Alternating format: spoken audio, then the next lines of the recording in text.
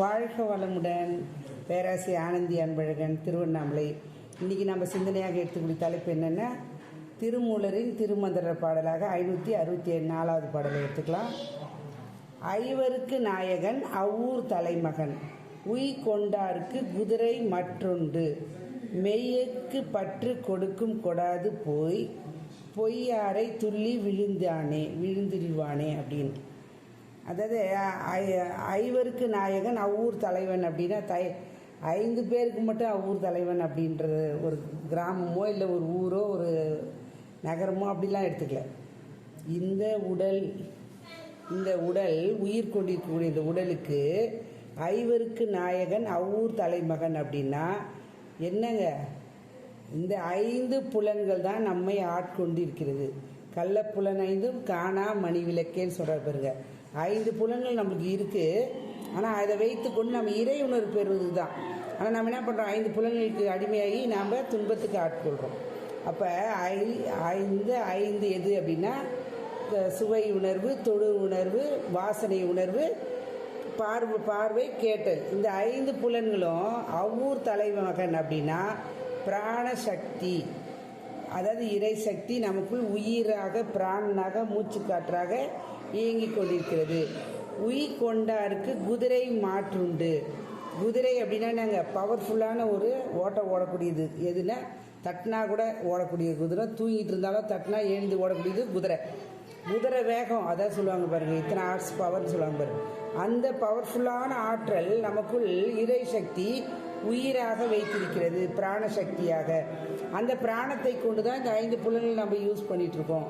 அப்போ எங்கேயாவது நம்மளுக்கு வயசாகவோ இல்லை ஏதாவது பிரச்சனையாலோ அளவுக்கு அதிகமாக இந்த 5 புலன்கள் நம்ம யூஸ் பண்ணும்போது என்ன பண்ணுறோங்க, நாக்கு செத்து போச்சுன்றாங்க, பார்வை தெரியலன்றாங்க, காது கேட்காதுன்னு சொல்கிறாங்க. அப்போ என்ன பண்ணுறோங்க, நம்ம 5 புலன்களும் நம்ம நல்லா இருக்கணும் அப்படின்னா குதிரை மாற்றுண்டு. குதிரையை, அந்த பிராணசக்தியை பிடித்தால்தான்.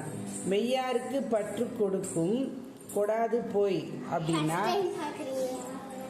அதாவது பார்த்தீங்க அப்படின்னா மெய்யாருக்கு பற்று கொண்டு, மெய் அப்படின்னா இறைவன் தன்மையை இருக்கக்கூடிய இறைவனை நாம் உணர்ந்து கொண்டால் அப்படின்னா கொடுக்காது போய், அவரு நமக்குள்ளே இருந்து எப்படி நம்ம லகானை பிடிச்சா குதிரையை ஓட்ட முடியுமோ அதுபோல் நம்ம என்ன பண்ணுறாங்க, இந்த உடல் இயக்கத்துக்கு அளவு முறையை நம்மளுக்கு சொல்லித் தருவார். எதன் மூலமாக?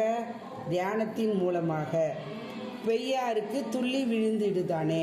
அப்போ குதிரையிலேருந்து கீழே விழுந்துட்டாங்க, அவங்க துன்பப்படுறாங்கன்ற நிலைமை நமக்கு வராது. என்ன நடக்கும் அப்படின்னா, இந்த பிராணசக்தியை நாம் உணர்ந்து கொண்டோம் அப்படின்னா, பிராணத்தை பிடித்தோம் அப்படின்னா, அதான் சொன்னாங்க, மூச்சு காற்று உயிர் சக்தி எதன் மூலமாக இயங்கி கொண்டிருக்குன்னா உங்கள் மூச்சோட அளவை கொண்டு தான். உங்கள் மூச்சை நீங்கள் கரெக்டாக நீங்கள் அளவுக்கு அதிகமாக இப்போ கோபப்படும் போது, கவலைப்படும் போது நீங்கள் அளவுக்கு அதிகமாக மூச்சை பார்த்தீங்க அப்படின்னா மூச்சு இறைக்கும். அளவுக்கு அதிகமாக வேலை செய்யும் போதெல்லாம், நம்ம உணர்ச்சி வசப்படும் போதெல்லாம். ஆனால் உணர்வு என்ற நிலையில் போகும்போது, தியான நிலையில் போகும்போது மூச்சு என்ன பண்ணுங்க, கட்டுப்படும். மூச்சு கட்டுப்படுத்தினாவே உங்களோட ஆயுள் காலம் இவ்வளோ தான் கொடுத்துருக்காங்க இறைவன். அதை நாம் எப்படி யூஸ் பண்ணுறோம் அப்படின்னா, மூச்சை பிடித்தோம் அப்படின்னா உயிரை பிடிக்கலாம், ஆயுள் காலத்தை நீடிக்கலாம்.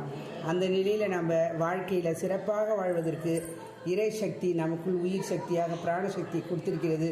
அதுதான் இந்த உடலை நடத்துகிறது, காக்கிறது, எல்லாமே செய்து கொண்டிருக்கிறது.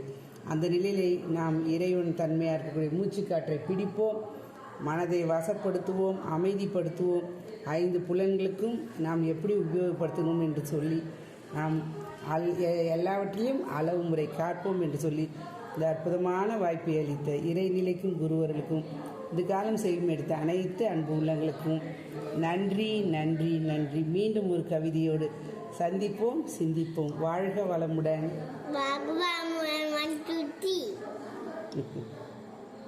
வாழ்க வளமுடன்.